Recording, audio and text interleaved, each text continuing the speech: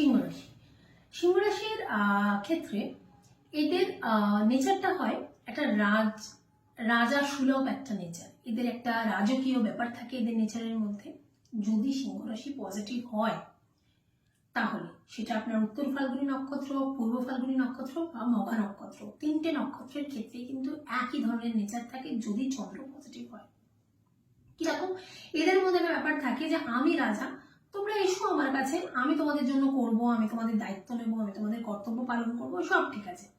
কিন্তু যদি চন্দ্র নেগেটিভ হয়ে যায় বা চন্দ্র যদি ইমব্যালেন্স হয়ে যায় তাহলে তখন সিংহ রাশির মধ্যে প্রচন্ড ইগো চলে আসে। এরা মরে যাবে কিন্তু এরা নত হবে না। এদের মধ্যে কিন্তু এই নেচারটা থাকে। এরা একটা ঘরের কোনায় দরজা বন্ধ করে বসে থাকবে, কিন্তু এরা বেরিয়ে নিজের প্রবলেমটা কাউকে বলবে না। নিজেরা শর্ট আউটও করতে পারে না, আবার নিজেরাও কিন্তু সেখান থেকে কারোর কাছ থেকে পরামর্শ নেয় না। এদের মধ্যে এত ইগো থাকে। তাহলে এদের এনার্জি পয়েন্ট কি হয়? এদের এনার্জি পয়েন্ট হচ্ছে গিয়ে সেই পাহাড়। কারণ এটা অগ্নিতত্ত্ব, সেই পাহাড়ে এদেরকে যেতে হয়। কিন্তু পাহাড়ে গেলে কোথায় যাবে?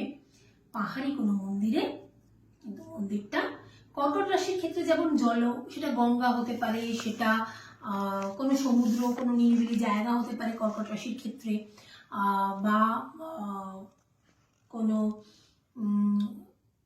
যেমন গঙ্গার ক্ষেত্রে, যেমন কর্কট রাশির ক্ষেত্রে যেগুলো গঙ্গা বা সমুদ্রের মতো হতে পারে, সমুদ্রও হতে পারে।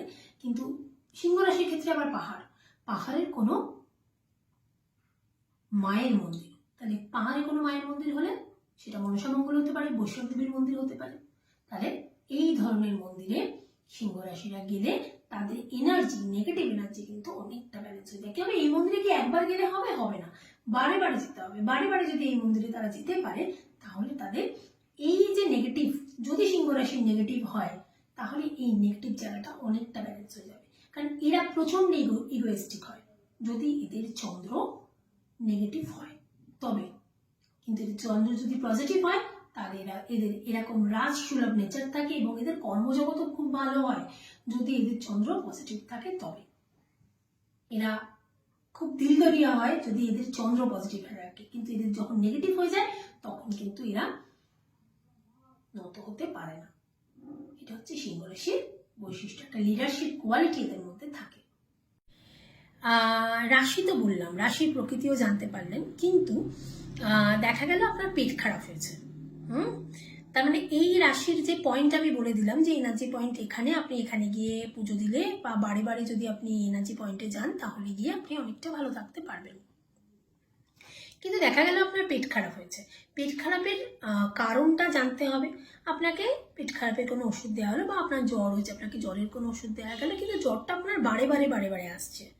কোনোভাবেই জ্বরের কোনো ওষুধ খেয়ে বা পেট খারাপের কোনো ওষুধ খেয়ে আপনার সেটা কমছে না, আবার সেটা ফিরে আসছে। তাহলে সেক্ষেত্রে কিন্তু আপনার হরোস্কোপ দেখার প্রয়োজন আছে যে আপনার জ্বরটা বা পেট খারাপটা কেন, কিসের জন্য হচ্ছে। তখন অটোমেটিক্যালি ব্লাড টেস্টটা করা দরকার। তো সেক্ষেত্রে কিন্তু নিজস্ব হরোস্কোপ বা নিজস্ব বাস্তুটা বা নিউমোলজিক্যালি আপনার ডেট অফ বার্থের একটা ক্যালকুলেশন কিন্তু লাগে।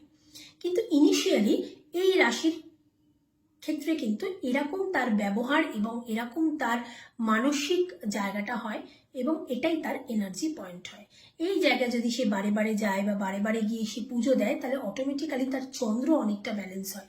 এবং চন্দ্রই কিন্তু আমাদের হরোস্কোপে গ্রহ নক্ষত্ররা যেখানে যা পজিশনেই থাকুক না কেন, আমাদের রাশি কিন্তু অনেকটা আমাদের জীবনটাকে কন্ট্রোল করে। অনেকটা, মোটামুটি 70% কন্ট্রোল করে চন্দ্র। কেন? আমরা মন থেকে সবকিছু ভাবি এবং আমাদের মনে এলেই সেটাই আমাদের ব্রেনে যায়, তাই না? তো আমরা আগে মনে চিন্তা করি, তারপর ব্রেনে সেটাকে পাঠাই, তারপরে সেই কাজটা আমরা করি।